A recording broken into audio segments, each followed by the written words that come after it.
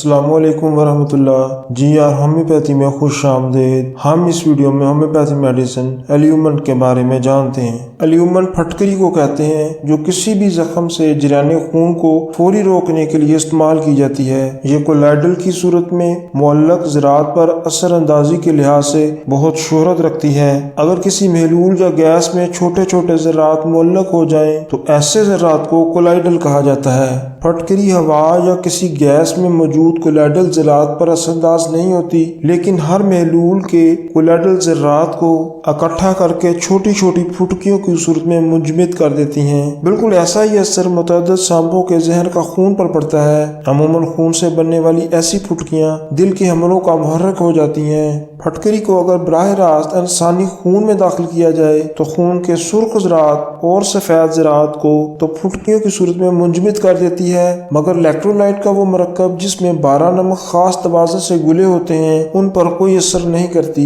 پھٹکری کو ایسے مٹی ملے پانی کو صاف کرنے کے لیے بھی استعمال کیا جاتا ہے جس میں مٹی کے ذرات کولائڈل شکل میں معلق ہوں۔ سندھ کے ان علاقوں میں جہاں زیر زمین پانی سخت خاریب ہے، پینے کے لیے نہر کا پانی استعمال ہوتا ہے، اس میں معلق مٹی اور ریت کے ذرات کو پھٹکیاں بنا کر نیچے بٹھا کر پانی کو نتارنے کے لیے بکثرت پھٹکری استعمال ہوتی ہے۔ چونکہ پھٹکری کا کچھ نہ کچھ حصہ نترے ہوئے پانی میں باقی رہ جاتا ہے، اس لیے ایسے علاقوں میں پھٹکری کے زہر سے پیدا ہونے والی بیماریوں کا زیادہ پایا جانا تعجب انگیز نہیں۔ پھٹکری کے زہر کے بعد اثرات کے نتیجہ میں عموماً گہرے السر بنتے ہیں، اور اگر پھوڑے بنے تو ان پھوڑوں کے رفتہ رفتہ بگڑ کر کینسر بننے کا رجحان بھی پایا جاتا ہے۔ اسی طرح گلے اور زبان میں خصوصیت کے ساتھ یہ زہر حملہ کرتا ہے اور وہاں بھی السر یا کینسر پیدا کر دیتا ہے۔ نیز اس کے نتیجہ میں گلینڈ سوج کر سخت ہونے لگتے ہیں، ٹانسل سوج کر رفتہ رفتہ بڑے اور سخت ہو جاتے ہیں۔ عورتوں میں رحم اور سینے کے غدود اسی طرح موٹی موٹی سخت گٹلیوں میں تبدیل ہو جاتے ہیں۔ سلفر کی طرح سر کی چوٹی پر گرمی اور دباؤ کا احساس ہوتا ہے، لیکن سلفر کا مریض ہاتھ کا دباؤ یا کپڑا لینا پسند نہیں کرتا، جبکہ الیومن میں دباؤ کا احساس ہونے کے باوجود مریض کو بیرونی طور پر دباؤ سے آرام محسوس ہوتا ہے۔ الیومن میں عضلاتی کمزوریاں بھی بہت نمایاں ہیں۔ اس پہلو سے یہ پلمبم سے بہت مشابہ ہے،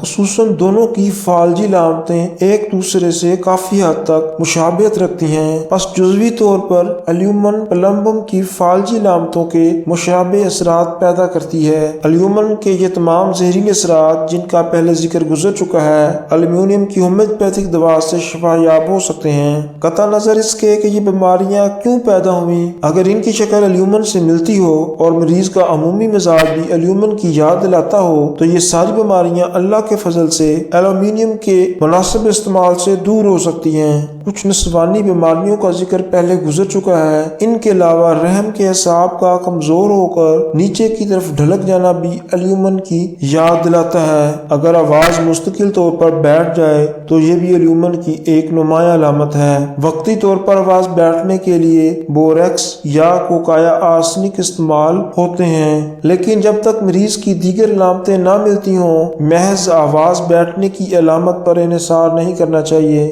گلے کی بیماریوں میں بھی وہی دوا مفید ثابت ہوگی جو مریض کی عمومی مزاجی دوا ہو۔ الیومن کے مزاج میں یہ بات داخل ہے کہ اس کے مریض کا گلا بعض دفعہ مستقل طور پر بیٹھ جاتا ہے۔ یہ ایک ایسی دوا ہے جو بہت گہرا اور لمبا اثر کرنے والی بھی ہے اور عارضی بیماریوں میں بھی شفا دینے کی صلاحیت رکھتی ہے۔ الیومن انتڑیوں کی بیماریوں میں بھی بہت کارآمد ہے، شدید قبض اور ضدی جریان خون کے لیے مفید ہے۔